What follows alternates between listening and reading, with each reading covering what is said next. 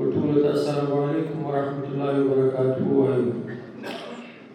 الله پاک جل جلاله دې دا دلته ستاسو راتګ دغه ځای ته د الله پاک جل جلاله د رضا سبب وګرځوي او هیله او آرزو دعا کوو چې کوم مقاصد چې د دغه مجلس د جوړولو لپاره الله پاک جل جلاله موږ تاسو ته په ښه صحیح طریقه باندې موږ ته لاسته راوړي.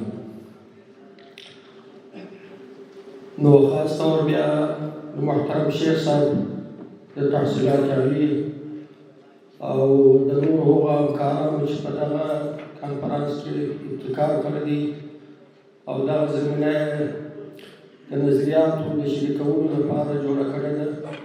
الله پاک جل جلاله دې جنازي شي، الله پاک دې د الله ښه خدمت کولو توفیق ورکړي. زه نه غواړم چې خپلې خبرې اوږدې کړم، ځکه دا یو علمي سیمینار یا مجلس دی. دلته ملګري دوستان ستا په ټولو ګډونوالو او حاضرینو سره مننه کوم چې دلته کندهار ته تشریف راوړی دي. خاص طور بیا د هغه بهرني مېلمنو څخه چې د لرې ځایونو څخه هېوادونو څخه راغلي دي هغو څخه مننه کوم. خلاصه خبره دا ده، په دنیا کې اقتصاد دلته تر موږ پوهان خلک شته په هره معنه د درو عمده شیانو یا د څلورو عمده شیانو څخه جوړېدلی شي. هغه تجارت دي، زراعت دي، مالداري ده او داسې نور شیان هم شته چې زموږ ستاسو په اصطلاح باندې معادن دي.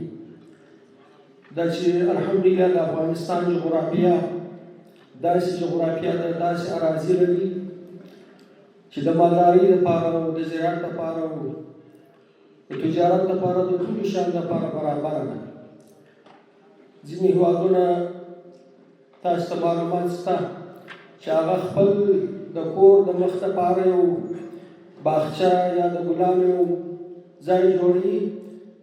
د هغه لپاره هم دی د دغه بل ملک څخه خاوره راوړي د دې لپاره چې دلته دغه ګلان یا دا باغچه نشنما وکړي. زموږ ستاسو ملک الحمدلله په هره معنا باندې د هر شي لپاره زمینه برابره ده، هوا برابره ده، اراضي برابره ده او اوبه لري. هیله مو دا ده چې دغه سیمینار کې هغه شیان چې زموږ ستاسو پکې مقصد دي چې هغه د اوبو مهارول دي یا د زراعت د داسې تخم یا د داسې درختو چې هغه کم مصرف وغواړي، کمې اوبه وغواړي، د هغو په نتیجه کې موږ تاسې وکولی شو چې هغه خپل هېوادوالو ته د راتلونکي لپاره زمینه ورته برابره کړو او هغو ته دغه پوهه او دغه تعلیم ورکړو. نو زه نه غواړم چې نورې خبرې اوږدې کړم، فقط د دې لپاره چې زه دلته ظاهرا یو کوربه معلومېږم. موږ ستاسې څخه مننه کوو چې دلته مو شرکت کړی دی. الله پاک جل جلاله دې ستاسې څخه راضي شي او الله پاک جل جلاله دې د دې سیمینار څخه هغه نتیجه په لاس راولي چې موږ تاسې توقع لرو او موږ تاسې د هغه لپاره دا سیمینار جوړ کړی دی. وما علینا الا البلاغ المبین.